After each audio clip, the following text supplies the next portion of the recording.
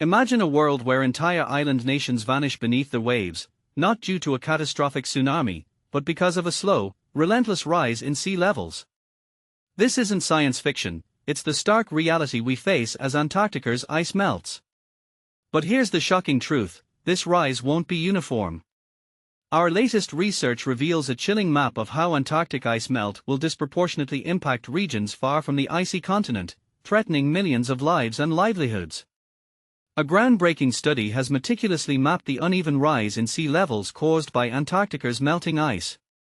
Surprisingly, it's not the areas closest to Antarctica that will bear the brunt, but distant regions like the Indian, Pacific, and Western Atlantic basins.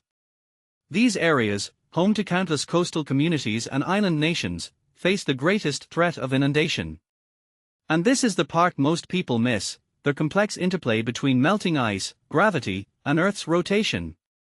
As Antarctica's ice sheets shrink, their gravitational pull weakens, causing nearby sea levels to drop while distant regions experience a surge. Simultaneously, the loss of ice mass shifts the planet's rotation axis, redistributing water globally in ways that defy intuition. The fate of Antarctica's ice is inextricably linked to global greenhouse gas emissions. If we heed the warnings of the 2015 Paris Agreement and limit warming to 1.5 degrees Celsius, much of the ice sheet could be saved. But if emissions continue unchecked, the consequences will be catastrophic, not just for the already vulnerable West Antarctic ice sheet, but also for the far larger East Antarctic ice sheet. Here's where it gets controversial: while Antarctic meltwater contributes to rising seas, it paradoxically slows global warming, at least temporarily. Cold meltwater cools ocean surfaces in the southern hemisphere and tropical Pacific, trapping heat in the deep ocean.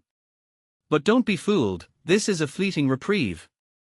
As melting persists, sea levels will inexorably rise, threatening coastal and island communities worldwide. Our models paint a sobering picture. Under a moderate emissions scenario, global sea levels could rise by 4 inches by 2100 and over 3 feet by 2200 due to Antarctic melt alone. Combine this with contributions from Greenland and thermal expansion, and we're looking at a total rise of 1 to 2 feet by 2100. But under a high emissions scenario, the numbers are staggering: nearly 10 feet by 2200, with some regions facing up to 14 feet of rise. The question is, are we willing to gamble with the future of millions? Current emissions trends suggest we're on a dangerous path, but it's not too late to change course. The fate of island nations, which have contributed the least to climate change yet stand to lose the most, hangs in the balance.